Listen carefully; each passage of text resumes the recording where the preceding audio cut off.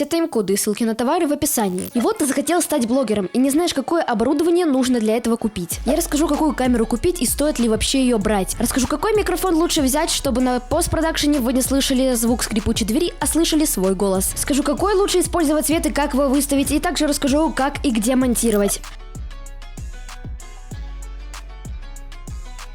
Если у тебя уже есть свой собственный смартфон, то этого будет более чем достаточно, чтобы снять свои первые видео. Вот вам топ-3 смартфона, на которые стоит обратить внимание, и также у которых хорошее качество камеры. iPhone 11 и выше. У этих смартфонов более 48-мегапиксельная камера, а также есть съемка в 4К 60 FPS, но все же рекомендую установить стороннее приложение, так как оно вскроет наибольший потенциал вашей камеры. Xiaomi 13. Тоже достаточно неплохой вариант, основная камера на 50 мегапикселей и технология 4 в одном. Он может записывать видео в 8К, но для YouTube желательно использовать Full HD, то есть 1920 на 1080. Samsung Galaxy S24 Ultra. Этот аппарат умеет снимать 8К, в принципе, как и предыдущий смартфон. Но я советую вам купить камеру даже с минимальным бюджетом, так как матрица в камерах значительно больше, чем в вашем смартфоне. Ну и самое главное, это гибкие настройки. И вот вам топ-3 бюджетные камеры, на которые реально стоит обратить внимание. Canon 650D. Классная зеркалка в 18 мегапикселей матрицы, снимает Full HD, есть разъем мини-джек под микрофон и также вывод на HDMI на телевизор. Больше вам ничего не нужно. Кстати, ставьте лайк, если хотите увидеть отдельное видео о топ-5 лучших камерах в 2024 году. Ну или о камерафонах. Nikon D750.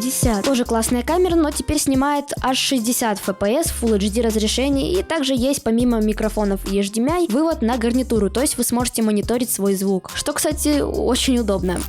Да, она не зеркальная, но это не минус. Снимает она также хорошо, есть 4-кратный зум и микро HDMI, но нет входа под микрофон, придется синхронить звук. Чуть позже расскажу как. Как настроить камеру, я думаю, вы найдете в интернете, но если вы хотите это видео, то, пожалуйста, напишите в комментариях, и я сниму. В общем, теперь звук.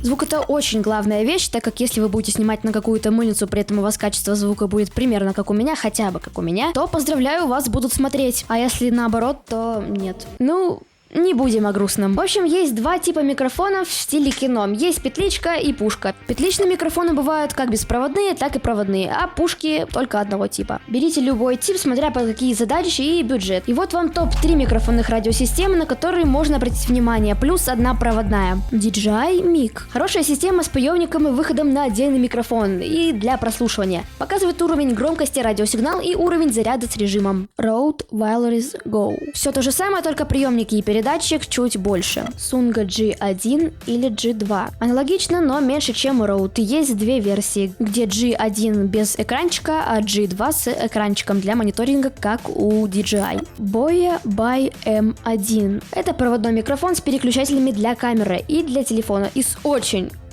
длинным проводом, чтобы можно было записывать на расстоянии. Перед тем, как я вам покажу топ-3 пушечных микрофона, сразу скажу, что петличные микрофоны улавливают сигналы вблизи, а пушечные микрофоны рассчитаны на окружающие звуки, помимо вашего голоса. Комика VM20. Хороший накамерный микрофон с пресетом обрезка низких частот, и для него нужно питание. Rode Video Micro 1 и 2. Микрофон, который просто подключается по проводу. Есть также ветрозащита, но из поролона. Boya by MM1 то же самое, но ветрозащита мехового типа.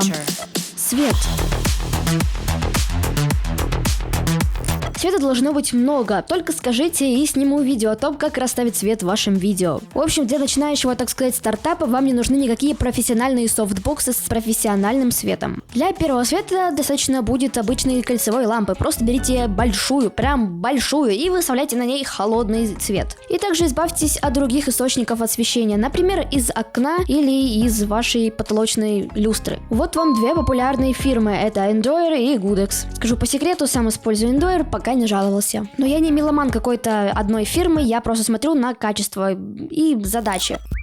И монтаж. Ох, ну от себя скажу, что для каждого есть своя монтажная программа. Сейчас в течение года я буду выкладывать видео о разных программах, чтобы вы поняли, какая программа будет лучше именно для вас. Кстати, про CapCut видео уже вышло, целых 2 даже. Бегите, смотрите, вот в описании ссылочки. И вот вам топ-7 хайповых монтажных программ. Movavi, Filmora, Final Cut Pro, Premiere Pro, DaVinci Resolve и After Effects. Если хотите отдельное видео про монтажные программы, то, пожалуйста, напишите в комментариях, и я сниму. Советую монтировать на компьютере. Почему так, я рассказал в своем шортсе, он есть на канале, ищите. А вот, кстати, звук можно обработать в следующих программах: Audacity, Premiere Pro и Audition. Ну ладно, хорошо, Vegas Pro я тоже забыл, там есть отдельная вкладка под звук. А вот теперь поговорим о рекордерах. Они нужны для записи вашего голоса, речи, закадрового текста и так далее. Но главное, что туда можно воткнуть ваши петлички, а позже свести их на монтаже. Например, у вас нет входа под микрофон, вы просто хлопаете для дальнейшего синхрона на монтаже и говорите, а на монтаже уже убираете звук с вашей камеры и добавляете звук с рекордера. Самый популярный это от фирмы Zoom. Подпишись, чтобы поддержать автора, а все ссылки на товары, как я и ранее говорил, в описании. Спасибо за просмотр и ждем тебя снова.